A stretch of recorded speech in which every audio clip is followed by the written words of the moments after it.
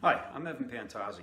Today we're going to continue on with our torquing videos, and this video is concerning the tiger claw or the iron claw from the Wuishi.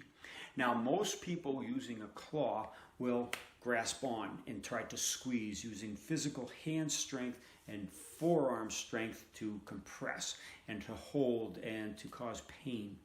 All right, the problem with that is it doesn't really do anything except for compress the outlying structures of the body, and it just makes it harder for you to reach the deeper underlying structures. Now remember, this isn't for pressure points. Pressure points are a fictitious entity anyway, okay?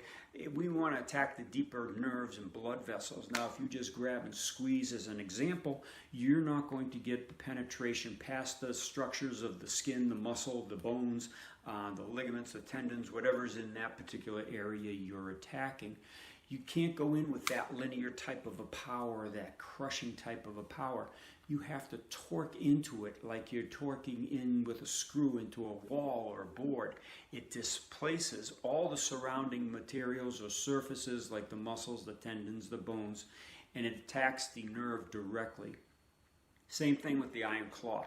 The iron claw's rotation or torque is not in squeezing the fingers together. That's more of a linear type of a power. The torque is almost like you're riding a motorcycle, whereas the hands flex back and the wrist drops. Okay, that's to get in deep to the structures and then pinch the structures, stretch the structures, rip the structures. As example, on the arm, you have an underlying nerve here, the whole length of the hand. It's called the ulnar nerve, okay? There's medial nerves, there's radial nerves in the arms as well. What we're going to do is we're not going to try to grasp that nerve. Very hard to grasp the nerve and pinch it because you have the muscle in the way. You might have a tendon in the way, depends on how far down the arm you came. Up here, it's going to be mostly muscle. Down here, a lot of tendon. So what you need to do is you need to go in and first get rid of the structure by pushing down, and then you can pull back. Now when you pull back, it's not going to just be your finger strength, because the finger strength alone might not be enough. Yes, you pushed the structures out, yes, you got to the raw nerve, yes, you pushed it into the bone, but that might not be enough to upset that nerve, because the nerve is just being compressed rather than stretched and or torn.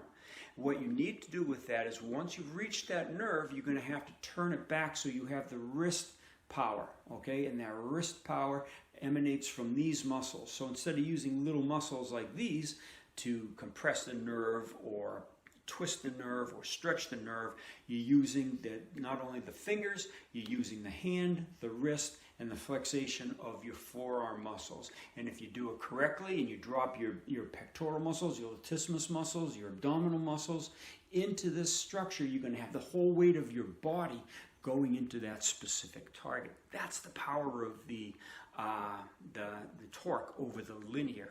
Okay, so again, we push the material out of the way. Like when a tiger attacks an antelope, as an example, the claws go in and then they retract. And what that does is it rips the nerves and the blood vessels in the flanks of the animal, paralyzing the legs, making the animal less able to use those legs to keep running or to lift itself once felled.